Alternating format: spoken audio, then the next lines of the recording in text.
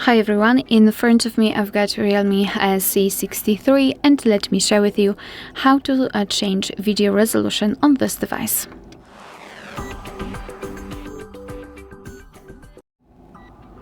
So let's start with opening the camera app, and currently we are in the standard photo mode, so let's switch to the video one. Just tap on the video, and if you can see the red color inside the shutter button, it means that for sure you're on the video mode.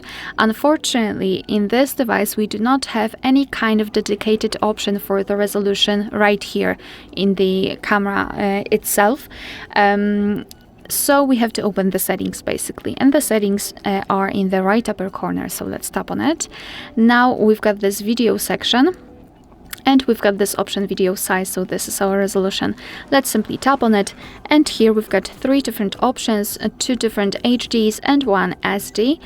So the HDs, the difference between them is in p-value 1080p or 720p.